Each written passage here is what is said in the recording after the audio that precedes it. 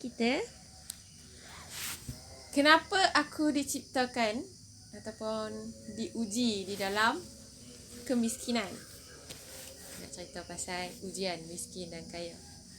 Sebenarnya dua-dua ni kalau kita tengok dari sisi yang macam mana, dua-dua ni adalah satu ujian.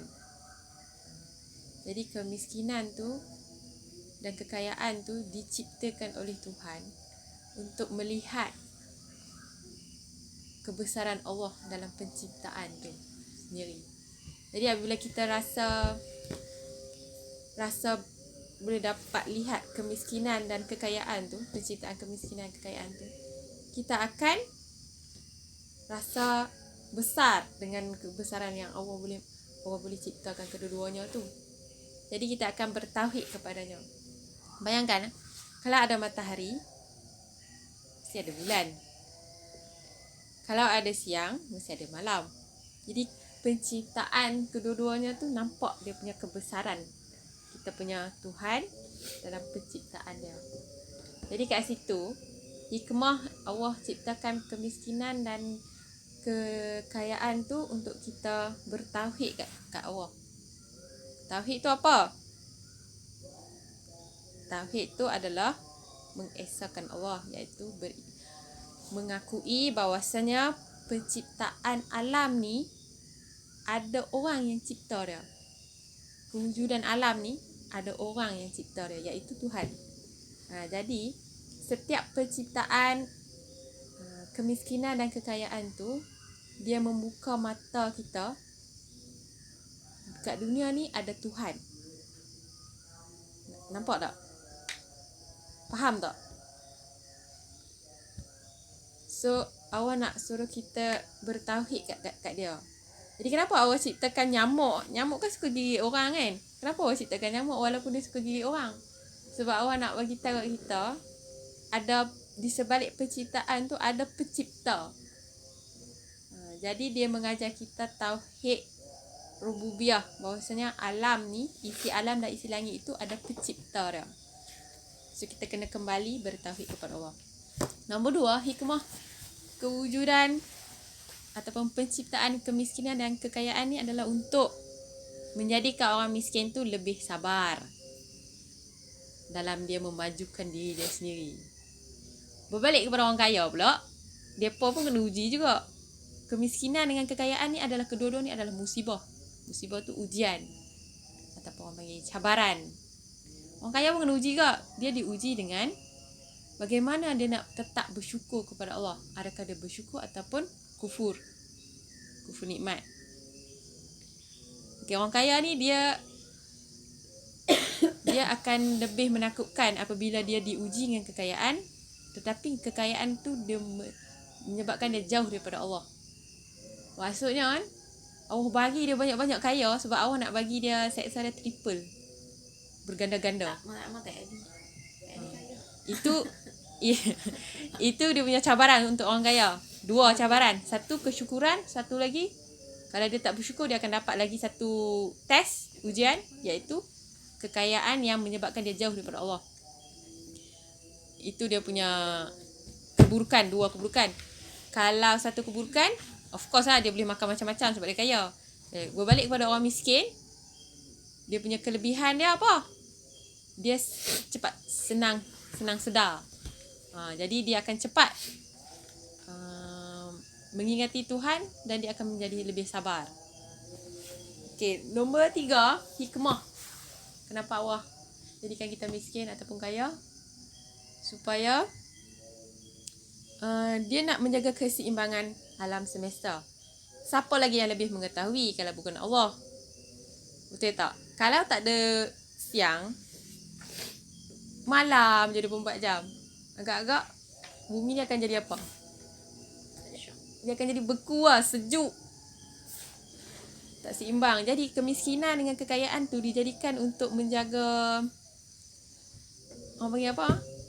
Dia punya, sebab kita berbalik kepada kenapa kita dicipta. Sebab nak kena uji kan, nak kena nilai kan. Apabila ada kemiskinan dan kekayaan, baru kita boleh dapat dinilai. So orang miskin, dia berusaha dapat nilai dia dari situ. Berbalik kepada orang kaya pula, dia akan membantu orang miskin. So kita boleh dapat nilai kat situ. So dia seimbang lah. So bayangkan kalau Allah ciptakan kaya je semua, so apa function kita dekat bumi ni? Semua kaya kan. Jadi penciptaan the balance, dia nak make sure dia ada keseimbangan supaya kita dapat dinilai.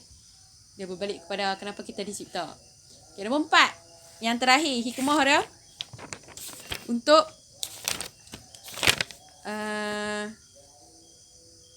supaya kita ingat hari akhirat. Kat hari akhirat pun ada perbezaan juga. Tengok, hari akhirat pun ada perbezaan juga. Jadi perbezaan dari segi apa? Dari segi timbangan. Dia bukan perbezaan dari segi miskin kaya, tapi dari segi timbangan. Timbangan tu daripada apa? Kita punya ketakwaan. Orang miskin, orang kaya pun dia ada ketakwaan masing-masing. So dia akan dinilai melalui timbangan. So nombor 4 itu adalah hikmah kenapa Allah ciptakan miskin dan kaya. Okey. Dalam kita nak menghadapi kemiskinan ataupun kekayaan, orang miskin dia boleh jadi kaya, orang kaya boleh jadi miskin. So setiap dua-dua ni dia akan menempuhi cabaran dia. So macam mana kita nak menghadapi cabaran? Amai sini duduk. Kusuk gigi tak? Kenapa tak kusuk gigi dulu? Ni tusuk-tusuk. Okey, cabaran dia macam mana kita nak menghadapi, orang panggil apa? Kita nak membolehkan diri kita tu boleh menghadapi semua cabaran tu. Contoh cabaran yang paling kecil sekali kita boleh tengok dalam family kita sendiri. Ataupun kita boleh tengok dalam diri kita sendiri, cabaran apa yang ada dalam diri kita. Contohnya, kita selalu overthinking. You know overthinking? Selalu banyak berprasangka sampai kita duk fikir benda tu, jadi kita jadi sakit jiwa. Okay, contoh, mungkin tekanan daripada anxiety. Apa contoh dalam paling kecil dalam diri kita? Tekanan daripada suami.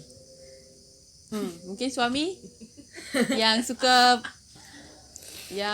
apa? Yang suka komplain kat kita. So kita macam mana kita nak menghadapi cabaran tu? So tu ada perkataan sabar. Sabar ni bukan benda yang kecil tau. Dia sesuatu yang sangat menakjubkan, sabar ni. Sebab tu Allah kata hanya orang yang sabar je boleh masuk syurga. Mesti ada something kalau Allah cakap macam tu, sabar. Allah selalu ulang dalam Al-Quran tentang sabar, perkataan sabar. Jadi Ibnu Qayyim ni dia mendefinisikan tu, faham tak apa benda? Dia menafsirkan. Bukan faham tak menafsirkan? Menjelaskan, memberitahu. Memberitahu, menjelaskan yang sabar tu bermaksud menahan diri daripada membuat sesuatu. Menahan diri daripada membuat sesuatu. Jadi dia cakap dia ada 3, iaitu sabar, menahan diri daripada perasaan gelisah, overthinking, tidak tenteram. Lepas tu nombor 2, menahan diri daripada mengeluh, memaki, dia berkata sesuatu yang tidak berfaedah. Nombor 3, menahan diri daripada tindakan yang mencederakan diri sendiri. Kan dulu orang suka koyak-koyak baju kan. Koyak lah. Lepas tu ada 3 jenis kesabaran. 1, sabar dalam melakukan apa yang Allah suruh. Nombor 2, sabar dalam menjauhi apa yang Allah larang. Yang ketiga tu yang paling ketiga ni, kalau hampa boleh buat, hampa dah complete sabar hampa untuk mendapatkan kesempurnaan kesabaran tu. Nombor 3 adalah sabar dalam menghadapi ujian. 3 jenis kesabaran. Kalau paling terbaik kesabaran adalah nombor 3, iaitu dia apabila menghadapi ujian dia sabar. Yang pertama tadi sabar dalam melaksanakan perintah Allah. Kan kita mesti ada sikap. Malasnya nak bangun solat. Ya Allah tuanku, macam mana ni? Malas puasa. Jadi kita menahan diri daripada godaan malas tu. Kita sabar. Kita dapat pahala lah yang tu. Pahala nak tahan tu. Lepas tu bila kita melaksanakan dia dapat lagi pahala. Tangan. Jadi dia dua pahala yang berbeza kat situ. Lepas tu yang kedua, sabar dalam menjauhi larangan Allah. Yang kita suka sangat nak buat tu. Okay, apabila kita mendapat bisikan ataupun hasutan untuk kita menyuruh melakukan sesuatu yang sia-sia ataupun pemikiran sia-sia, kita kena cepat-cepat minta pertolongan kepada Allah. Sebab Allah cakap ciri-ciri orang yang beriman, Ada tikus. yang Ada beriman, ceramah. Tak apa. ciri-ciri orang yang beriman, apabila hasutan kecil tu datang kat hati dia tu, dia akan langsung meminta pertolongan kepada Allah. Tu hantu tikus tu kacau. Contohnya doa dia. Ya Allah, ya Tuhanku, syaitan telah menghampiriku untuk menghasutku. Bantulah aku, wahai Tuhanku yang maha mendengar lagi maha mengetahui. Peliharalah aku dan lindungilah aku daripada syaitan yang terkutuk. Itu salah satunya.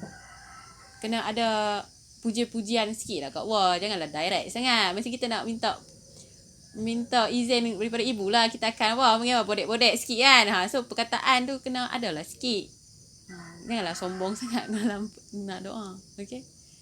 Bila sikit, hasutan sikit je. Contoh hasutan yang sikit macam mana? Hari ni aku rasa nak tidur tidur je. Itu adalah hasutan daripada syaitan. Tidur seharian Itu salah satu. So cepat-cepat lah. Ini semayang lambat So cepat-cepat minta kat Allah. Ya Allah Tuhanku, syaitan datang kepada aku. Bantulah aku, wahai Tuhanku yang maha mendengar dan maha mengetahui. Itu kena cepat-cepat. Kalau kita lambat je, syaitan pun bagi masuk. Syaitan ni dia special sikit tau. Dia takkan berhenti menghasut. Dia tak ada rest time. Kita take time kan. Tea break lah, apalah, break lah, semua ada kan. 10 minit break lah kan. So dia, yang syaitan ni dia sempoi. Dia tak ada rest time. So syaitan ni ada banyak pangkat. Kalau dalam dunia kita ada pangkat general. kita paling tinggi apa? Agung. Paling tinggi agung, lepas tu menteri semua. So dalam syaitan punya pangkat pun ada juga. So dia based on lagi kuat iman hang, lagi tinggi pangkat syaitan tu akan bagi kat hang.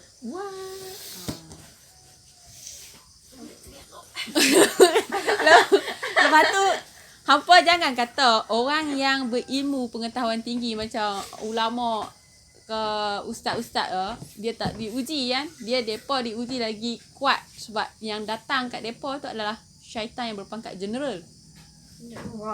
General So bayangkan. So kalau mereka melakukan sedikit kesalahan, kita janganlah tengok kesalahan tu dan menutup semua kebaikan dia.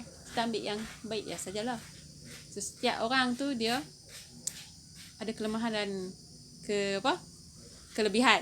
Sampai Imam Syafi'i kata, kalau aku ada sedikit kesilapan ataupun ada kesalahan dalam ilmu yang aku sebarkan, kamu jangan ikut bahagian tu. Imam Syafi'i cakap macam tu. Apatah lagi. Tokoh agama. Dia ada mazhab Syafi'i.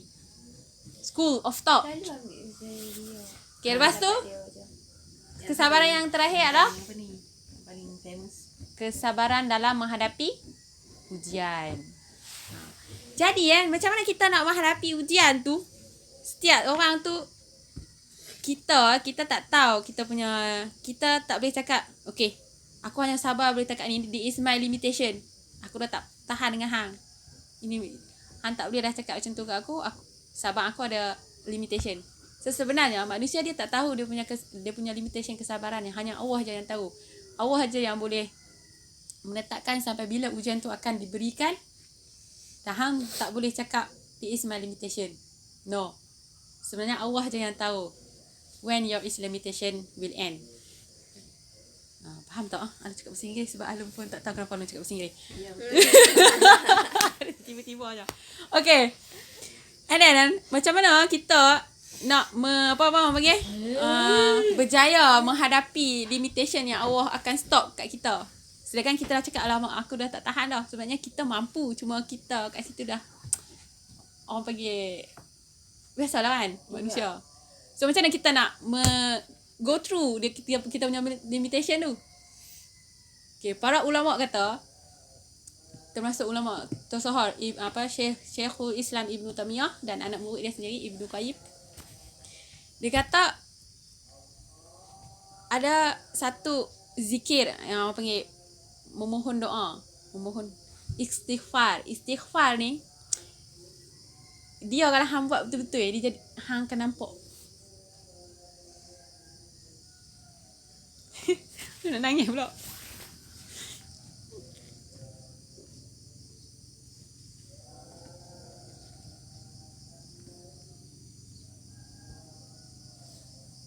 Tak.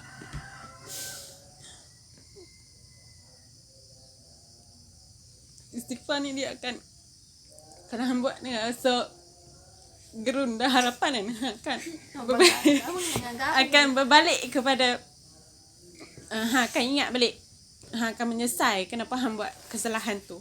Lepas tu hang akan kembali kepada Tuhan. Bila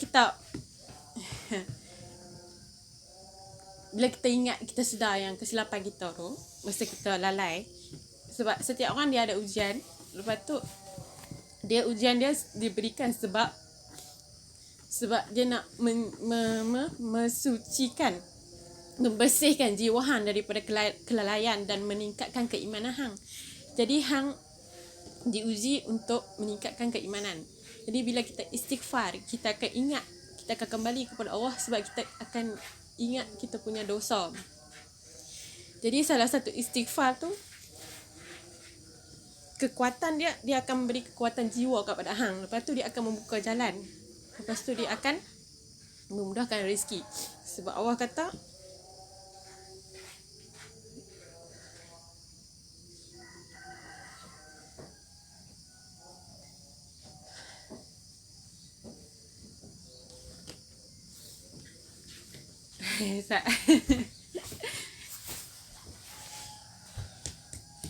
susah buat istighfar ni. Jadi ingat kalau kita nak buatkan kita kuat, kita kena istighfar. Sebab istighfar dia ada 3 kunci. Dia boleh menambahkan rezeki. Lepas tu kedua, dia boleh membuka urusan kita. Nombor 3, dia boleh kuatkan jiwa. Jadi contoh ujian yang paling kecil yang mungkin kita akan hadapi dan mungkin kita dah hadapi. Contohnya kasut kita, tali terputus. Tali terputus tu pun kalau orang tu dia dalam hati dia akan ingat Allah, dia akan istighfar. Jadi kat situ kita boleh nilai diri kita. Apabila tali kasut sekecil-kecil topik tu, isu pun kita cakap istighfar, itu menunjukkan kita punya penyerahan diri kat Allah tu tinggi. Pernah tak macam kita terluka kena kertas kan? Kertas. So kita masa tu kita buat apa? Kita maki ke? Kita istighfar. Maki dulu. Maki dulu. Okay. So kalau kita maki dulu, maksudnya kita punya keimanan tu tak kuat. So kita kena latih diri. Macam mana kita nak latih diri? Kita kena kembali kepada Al-Quran dan Sunnah. So kita kena baca Quran untuk meningkatkan keimanan macam Long kata lah. Okay. Jadi kalau sampai benda kecil tu, nanti bila kita latih sampai benda kecil tu, kita istighfar. So maksudnya kita punya keimanan tu masa waktu tu adalah tinggi. Jadi jaga baik-baik, keimanan ni akan boleh turun naik. Lepas tu Allah kata untuk mendapatkan kekuatan jiwa, yang lain adalah solat malam. Allah kata solat malam ni hanya orang yang mempunyai keimanan yang tinggi je boleh buat. Waktu tu dia punya keimanan tinggi. Wah. Setinggi-tingginya. Solat malam tu ada. Solat malam yang 11 rakaat. 8 rakaat solat, 2 rakaat lagi witir, 1 lagi witir. Jadi tambah jadi 11 rakaat. Mesti kena buat sebelah lah. Si buat sebelah. Ibu buat sebelah kau? ada ni cerita apa? Sunat. Cerita doktor ni kan. Dia kena fitnah. Dia fitnah. Lepas tu dia tak pernah tak pernah istighfar sebelum ni. Banyak seperti dia istighfar ketika itu. Dia cerita dia kena fitnah. Lepas tu masa tu dia dah jam dah, dia tak tahu nak buat apa. Sebab semua doktor-doktor yang lain semua dah pakat-pakat, dah siapkan bukti semua. Nah, lepas tu dan dalam perjalanan nak balik rumah tu, tiba-tiba dia teringatkan perkataan istighfar. Tiba-tiba dia teringat. Orang tiba-tiba yang teringat ni, maksudnya dalam hati dia ada sedikit. Dalam hati dia tu, dia memang orang sejenis orang yang baik. Dalam tiba-tiba. Dia istighfar, tiba-tiba esoknya, kes dia semua bersih. Dia jadi lebih tenang. Masa dia nak, lepas dia istighfar beberapa kali tu, dia jadi lebih tenang. Jadi istighfar ni, dia menukarkan gundah gulana hati tu menjadi kebahagiaan. Jadi yang sempit jadi lapang. Istighfar tu. Sebab tu, kalau macam contoh macam exam kan, aku tak boleh nak jawab, aku tak faham. Lepas tu istighfar. Istighfar tu takkan cakap Astaghfirullahaladzim sebelum exam. Yalah. Dia minta ampun dengan rasa, minta ampun bukan dengan rasa perkataan saja, tapi dengan hati, penyerahan tu. Kena ni lah. Istighfar dia kena. Janganlah istighfar minta ampun. Kan tu. Kita dah jadi macam lagu lah. Dah pun. Okay, lepas tu. Bukan masa buat salah ke? Tak, bukan. Dia kita mahu orang yang banyak buat salah, pendosa. Kita tak mahu manusia yang banyak buat dosa. Istighfar.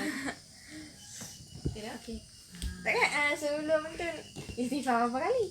Banyak kali ya, 1000 kali suruh istighfar dalam sehari. Istighfar bukan dia sebab dia suka buat salah. Istighfar macam dia kena konsep dia. Istighfar Dia nak duduk cerita tu banyak dia punya Dia- kelebihan dia. dia menyebabkan kita kembali kepada pencipta. Istighfar tu. Kebergantungan tu dia akan 100% dia akan naik. Kalau kita kembali kepada Allah, kita akan istighfar. Lepas tu kebergantungan tu akan naik. Bila naik, kita akan dekat dengan Allah. Sebab tu kita istighfar. Kalau kita tak istighfar, kebergantungan tu, penyerahan diri tu dia akan turun. Jadi istighfar ni dia bukan hanya untuk pendosa, ataupun kita sedang melakukan dosa, ataupun khas untuk pendosa je, bukan. Istighfar bukan khas untuk pendosa. Sebab di kalangan para nabi, contohnya ulul azmi, nabi-nabi yang kena uji tu, dia orang istighfar, tapi tak bermaksud dia orang tu pendosa. Jadi istighfar ni adalah satu kaedah untuk kita kembali kepada Yang Maha Esa. Bila kita kembali, baru kebergantungan tu akan naik, penyerahan tu. Okay, apa kelebihan istighfar? Mendekatkan. Kelebihan istighfar yang lu kata kalau kita istighfar. Dia pegang Membuka jalan, membuka yang sempit. Nombor satu. Hati menjadi lebih tenang. Rezeki akan datang. Rezeki. Rezeki tanpa yang disangka-sangka. Allah pun berfirman dalam Al-Quran. Dia kata istighfar tu, kalau kau mahu minta ampun kepada aku tu, hang akan tak expect rezeki tu tiba-tiba datang. Okay, nombor 2.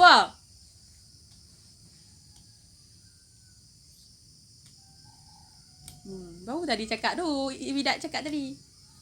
Kebergantungan. Membuka jalan yang sempit tu jadi luas, seluas-luas.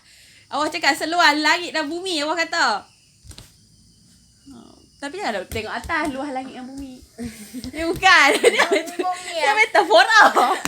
Okay. Okay, nombor 3. Nombor 3 last sekali. Ini yang Along nak. Semua orang nak. Semua nabi-nabi semua nak. Nombor 3 ni. Keimanan meningkat. Jiwa yang kuat. Awal buat ini.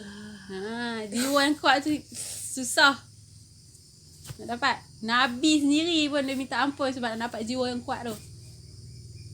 Okay, macam mana syarat istighfar ni dia diangkat ke langit, maksudnya dia diterima oleh Allah. Dia tak jadi sampah. Istighfar ni. Boleh jadi sampah. Alah, Sedang sampah. awak tak terima. Ya. Awak tak dengar? Dengar tapi awak tak terima sebab kita istighfar dengan lalai, halal balai. Jadi apakah jenis istighfar yang Allah terima? Oh, malas je dia. Apakah? Macam mana kita nak tahu doa itu diterima? Ya, kalau ajak itu. Betul-betul dia serang.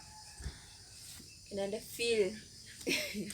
Kena ada harapan dan rasa gerun takut. Jadi istighfar tu kena ada Ada roh, ada perasaan. jiwa yang berharap dan gerun takut. Dua tu penting, baru istighfar tu akan naik ke langit. Takut ke apa? Takut kat Allah lah. Minta ampun sebab apa? Okay? Ingatlah sekecil-kecil aktiviti tau. Sekecil-kecil isu.